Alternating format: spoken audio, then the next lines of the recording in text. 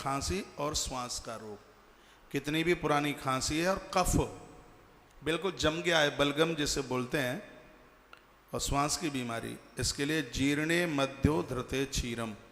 जीर्ण माने पका हुआ, पकी हुई लौकी लीजिए, बिल्कुल बिल्कुल पक गई है वो लौकी, उसको ऊपर से थोड़ा काटिए, किसी भी प्रकार से उसका जो बीच का जो अंदर का जो गूदा है वह पूरा का पूरा बाहर निकाल दीजिए। बहुत ठीक से बोल रहा हूँ मैं। पकी हुई घिया जिसको लौकी भी कहते हैं, उसको ऊपर से इतना काट करके उसको तूमी बनाइए।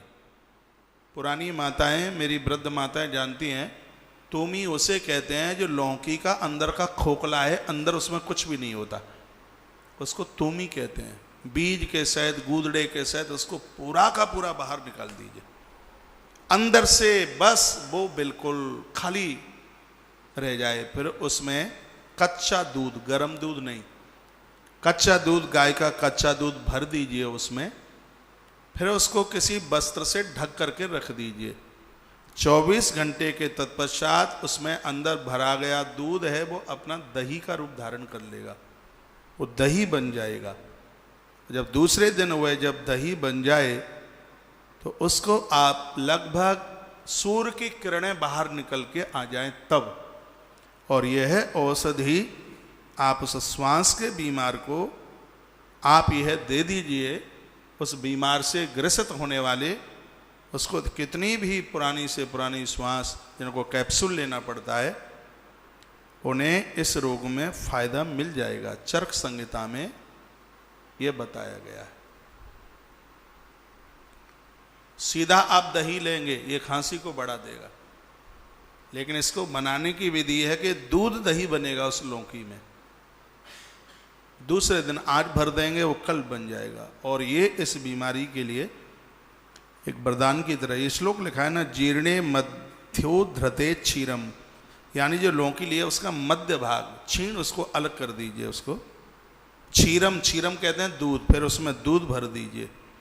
प्रक्षपेदत यदा दधी, दधी माने दही, जब वो दही बन जाए तब जानतम स्यात स कफे, वो समय कफ, कांसे यानी खांसी, श्वासे, श्वास की बीमारी उस समय खत्म हो जाएगी। ततत पिबेत, जब वो उसको पीता रहेगा। पीने में अच्छा नहीं लगेगा, वो दवाई पीने में अच्छी लगती ही कहाँ है, कसीली लगती है, दूसरे तरह की लगती है, फिर वो लेनी पड़ती है।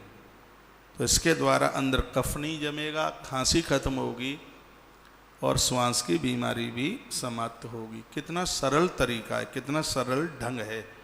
अब गठिया के लिए सुन लीजिए आप, जो ये गांठों में दर्द होता है, उदर रोग है, ये लटक जाता है, थायराइड वालों का भी लटक जाता है यहाँ से, और गठिया और उदर रोग, पेट फूलता है, पेट में कीड़े पड़ जाते हैं, ऐसी और भी पेट संबंधी तमाम, पित्त कमजोर पड़ जाता है, उसके लिए ये आज मैंने पहली बार चरक संहिता में पढ़ा है। मेरे पास ऐसे मोटे मोटे खंड चरक संहिता के रखे हैं और इसका मैं स्वाध्याय करता रहता हूँ। मुझे तो पता नहीं था, आज से जब मैं 20 साल पहले, 25 साल पहले या 30 साल पहले पढ़ाई कर रहा था, तब मुझे पता ही नहीं था कि लोग इतने बीमार होंगे आने वाले समय में। नहीं तो उस समय में कुछ और कोर्स कर लेता, क्योंकि जितनी याददाश्त 25 वर्ष तक रहती है, उसके बाद में फिर वो उतना याद नहीं रहता है। मेरे ऊपर तो भगवान की बड़ी कृपा है, मेरी तो याददाश्त अभी 15 साल के ही बराबर है, उतना ज़्यादा फर्क पड़ नहीं रहा है। हाँ, भगवान की कृपा। खैर अभी बूढ़ा भी नहीं हूँ, आपका बड़ा बेटा होगा उतनी मेरी उम्र है, बीच वाले के बराबर। कितना है, 46 में चल रहा हूँ, 74 का जन्म है, 26 मार्च 74 शीतला अष्टमी। माइक खोल भाई। तो ये सुन लीजिए आप दूसरा प्रश्न।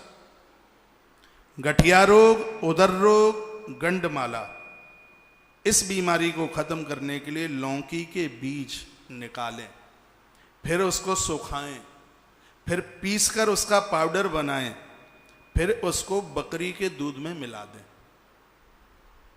बकरी के दूध में मिला करके और हल्का उसको गर्म करके यह रोगी को पिलावे भी, और जहां जहां दर्द है उसके ऊपर उसका लेप करें। कि लौकी का बीज कितना फायदेमंद है, गठिया को जड़ से खत्म। मैंने बहुत दवाइयाँ आपको बताई हैं गठिया की, बबूल की छाल भी बताई, फलियाँ भी बताई, और भी तमाम बातें बताई। उसमें एक दवाई यह भी प्लस कर लीजिए, आप हमें आशीर्वाद देंगे ये सुन करके। किसी ने लिखा है कि चर्क ग्रंथ की दवा अद्भुत है। अद्भुत क्या है, ये इस देश के लिए वरदान है।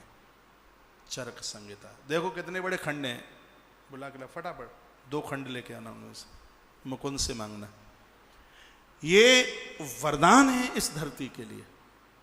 सबसे बड़ी बात है कि संस्कृत में ग्रंथ है ये, और संस्कृत तो हमारी देव भाषा है, बहुत प्राचीन भाषा है, तो वो सब बातें बिल्कुल प्रमाणित हैं वो।